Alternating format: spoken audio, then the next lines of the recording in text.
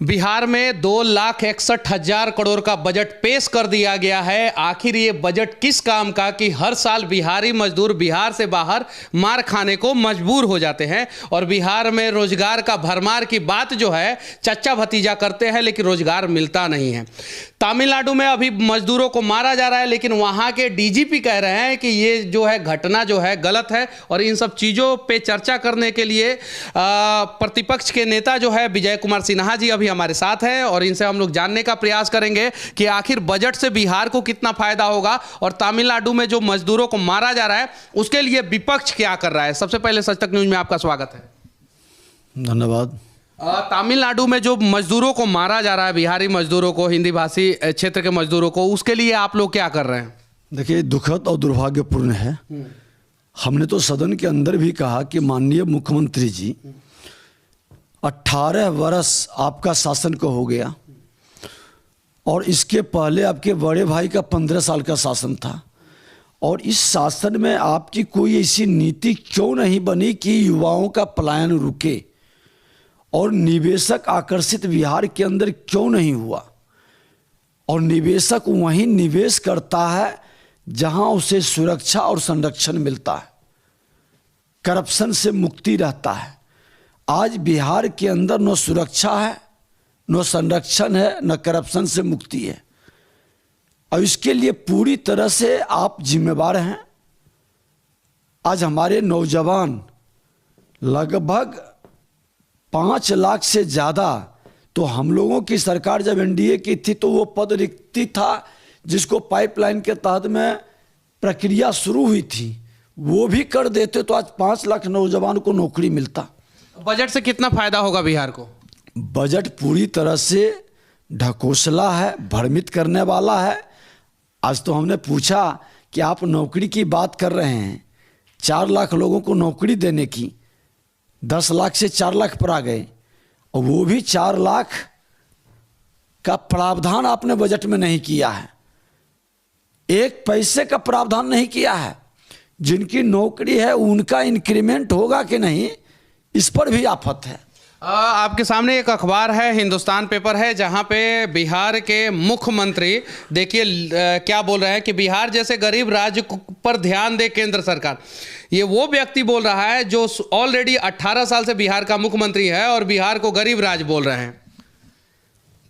देखिए, दुर्भाग्य से जो राजस्व का कलेक्शन होने का जो जगह है, चाहे खनन विभाग हो, उत्पाद विभाग हो या कई ऐसे सोर्स हैं जिससे हम राजस्व की प्राप्ति कर सकते हैं। आप तो छोड़ दीजिए, श्रम विभाग के अंदर शेष का पैसा 1% आता है, उसमें भी इतना करप्शन है कि जितनी वसूली होनी चाहिए उसकी 1/4 वसूली होती है और बाकी पैसा का बंदरबांट होता है।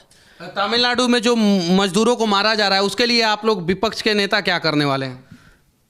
देखिए, हमने तो सरकार से कहा है कि इसको संज्ञान में लेनी चाहिए, एक टीम को भेजनी चाहिए, पूरी सच्चाई को जाननी चाहिए और सरकार पूरी सजगता के साथ वहाँ की सरकार से बात करे इसकी सुरक्षा के लिए।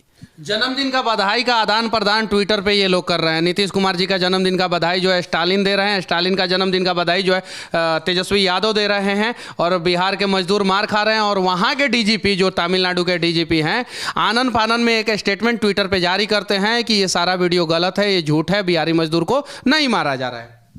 देखिए, इसीलिए तो एक जांच कमेटी जाए, वहाँ के लोगों से मिले, होली का वक्त है, लोग आ रहे हैं, वीडियो की सच्चाई को जाने। सरकार ने खंडन नहीं किया और यहाँ के उप मुख्यमंत्री स्पेशल विमान से सुनते हैं कि चार्टर्ड विमान से वहाँ गए केक काटने के लिए, केक खाने के लिए और उन्हीं के मौजूदगी में ये सारी घटना घटित हो रही है। उनकी उपस्थिति वहाँ तमिलनाडु में है और बिहार के लोगों के साथ इस तरह से अत्याचार हो रहा है, पीट पीट कर उसकी हत्या कर दी जा रही है। इससे बड़ा दुखद दुर्भाग्य क्या होगा?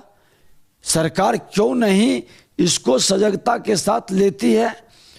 और आज लगभग बिहार के अंदर पूरे विभाग में 7 से 8 लाख वैकेंसी खाली है। आज भी एक आर्मी के जवान को जो है मधुबनी में पीटा गया है, शायद से ऐसा खबर आ रहा है। कुछ दिन पहले जो है रक्सौल में एक आर्मी के जवान को दौड़ा दौड़ा के पीटा गया। जंदाहा में एक शहीद जो गलवान घाटी में जो शहीद हुए थे, उनके पिताजी के साथ दुर्व्यवहार किया गया और जेल में डाल दिया गया। तो क्या बिहार में सुशासन की सरकार बची हुई है या जंगल राज 2 जो है वो शुरू हो चुका है? देखिए, जिस सरकार के मंत्री सेना के मनोबल गिराने पर बयान देते हों और एक बार नहीं 2-2 बार, ये संयोग नहीं प्रयोग है, सरकार की नीति है कि हम तुष्टीकरण की राजनीति को कदम बढ़ाएं। और तुष्टीकरण की राजनीति में ये कितने नीचे गिर सकते हैं, इसका असर प्रशासन पर भी पड़ रहा है। और प्रशासन के लोग, पदाधिकारी, उनके किस तरह से इस तरह के जो सेना मेरा शहीद हुआ और उसके साथ वैशाली जिले के अंदर जो घटना घटित हुआ, ये कितना दुखद दुर्भाग्यपूर्ण है कि देश के रक्षा मंत्री को हस्तक्षेप करना पड़ा। केंद्र सरकार बिहार के लिए आखिर कर क्या रहा है? देखिए, केंद्र सरकार ने तो बिहार के अंदर जितनी सारी योजनाओं को लागू किया, 55,000 से ज़्यादा योजनाएं आज पेंडिंग है, सिर्फ बिहार के मुख्यमंत्री के अहंकार के कारण, जमीन उपलब्ध नहीं कराने के कारण। 55,000 करोड़ जमीन उपलब्ध नहीं कराने के कारण बहुत सारी योजनाएं पेंडिंग है। सरकार इसको गंभीरता से नहीं ले रही है। जब हमारे उद्योग मंत्री थे तो कई इथेनॉल फैक्ट्री लगा बिहार के अंदर, एक इंडस्ट्रियल वातावरण बनने लगा। नीतीश कुमार को ये पसंद नहीं आया और आज जिस तरह से पलटी मारे, पलटू राम बने, निवेशक रुक गया। बिहार के अंदर हत्या, अपहरण, लूट, बलात्कार का जो माहौल बना है, उसके कारण निवेशन सहम गया, बिहार आने से बचने लगा। मजदूरों के लिए आप लोग क्या करेंगे? जो मजदूर जो है मार खा रहे हैं, परेशान हैं, बिहार से बाहर जा रहे हैं, उनके लिए क्या करेंगे? आप लोग का कठोर कदम क्या होगा? सख्ती के साथ इस विषय को, ये देश पूरे भारतवासियों का है, किसी एक स्टेट का नहीं है और कोई कहीं किसी को रोक नहीं सकता है। बिहार के सभी नेता ये बात बोलते हैं, लेकिन हर साल बिहार के मजदूर जो है बिहार से बाहर मार खाते हैं, ये भी कड़वा सच है। बोलना और करना, ये जमीन आसमान का अंतर है। जमीन पे आप लोग क्या करेंगे? देखिए, हमने पहले भी आपको जानकारी दे दें कि जब श्रम मंत्री थे तो उस तरह का पोर्टल बनाया था और हमारे कहाँ कहाँ मजदूर काम कर रहे हैं पूरी सूचीबद्ध कर करके, और उसका वहाँ संरक्षण उस स्टेट के अंदर बिहार सरकार की एक कार्यालय भी रनिंग के लिए वातावरण बनाने पर पहल की गई थी। पूरे देश के अंदर जिस जिस स्टेट में हमारे मजदूर हैं, श्रमिक हैं, उनका सम्मान और उनकी सुरक्षा की प्राथमिकता सरकार को लेनी चाहिए। और इसके लिए हम लोग फिर सरकार पर दबाव डालेंगे, क्योंकि कोरोना काल में ये विचार, आप लोग सरकार पे दबाव डालते हैं विधानसभा में और सरकार जो है मार्शल बुला के जो है कुर्सी जो है वो बाहर फेंकवा देते हैं, यहाँ तक कि बहुत सारे विधायकों को भी बाहर फेंकवा देते हैं। तो फिर कैसे दबाव डालेंगे आप लोग? जनता मालिक है ना, जनता बदल देगी व्यवस्था को। जो बिहारियों के प्रति दर्द नहीं रखेगा, ऐसे भी तो ये सरकार को व्यक्तिवाद, परिवारवाद और वंशवाद में फंसा हुआ लोग है। तो ये लोग तो बिहारी से और बिहार के लोगों के प्रति संवेदनशील नहीं है। अब बरगलाने का खेल हो गया है, वहाँ से रिपोर्ट दे दिया कि हत्या नहीं हुई है, ये घटना वहाँ का नहीं है। अरे इसके लिए उच्च स्तरीय एक जांच कमेटी भेज दीजिए, जांच करवा लीजिए, कल फिर हम लोग दबाव डालेंगे। बिहार में जो है यूनिवर्सिटियों का सेशन लेट चल रहा है, मजदूर बिहार में और बिहार से बाहर परेशान है, आर्मी के जवान को मारा जा रहा है। शिवहर में जो है कल एक पुलिस दरोगा के बच्चे का हत्या हो गया। आम आदमी संतुष्ट नहीं है, आम आदमी परेशान है, खास आदमी परेशान है, बिजनेसमैन परेशान है। फिर बिहार तरक्की के रास्ते पे कैसे जाएगा? आप लोग विधानसभा में आखिर करते क्या हैं? विपक्ष की अपनी जो भूमिका और सीमा है, सरकार को आईना दिखाना, सजग करना, सरकार की खामी को बताना, पहल सरकार को करनी है।